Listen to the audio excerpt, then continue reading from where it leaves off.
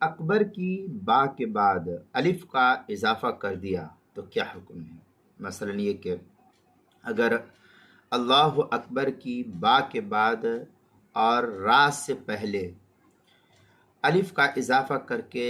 اکبار پڑھے گا تو تکبیر تحریمہ صحیح نہیں۔ مثلا کسی مقتدی نے کہا اللہ اکبار، تو اس طریقے سے با کو کھینچ دیا، حالانکہ اللہ اکبر خالی ہونا چاہیے، لیکن اس نے جو ہے کھینچ کر کے اللہ اکبار کہہ دیا۔ تو اس صورت میں جس شخص نے یہ کہا ہے اس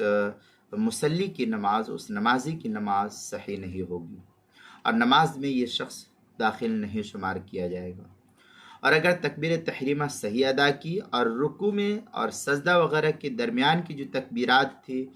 ان تکبیرات کو با کے بعد الف اضافہ کر کے کہے تو نماز فاسد ہو جائے گی۔ با کے بعد الف، جیسے مثلا اب رکوع کے اندر گیا، رکوع کے اندر اللہ اکبر کہا، یا کیا نام ہے سجدے کے لیے اب جا رہا ہے تو سجدے کے لیے جو سجدے میں جاتے ہوئے اللہ اکبر کہا تو اس وقت جاتے ہوئے کہا اللہ اکبر، تو اس طریقے سے جو کہا با کا الف کا اضافہ کر دیا با کے بعد تو اس صورت میں بھی نماز فاسد ہو جائے گی، نماز تب بھی صحیح نہیں ہوگی۔ خلاصہ یہ کہ با کے بعد الف کا اضافہ کسی بھی صورت میں کر دیا، بار کہہ دیا اللہ اکبر تو نماز صحیح نہیں ہوگی۔ چنانچہ اس سلسلے میں جو ہے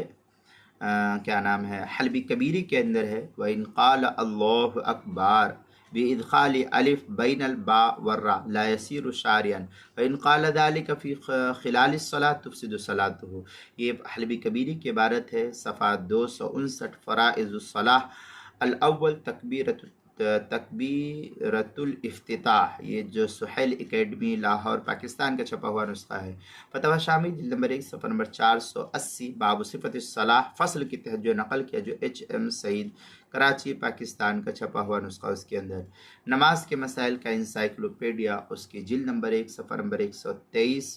حروف تہجی الف، عنوان ہے اکبر کی با کے بعد الف کا اضافہ کرنا، اس کے تحت جو ہے اس مسئلے کی تفصیل نقل کی گئی ہے۔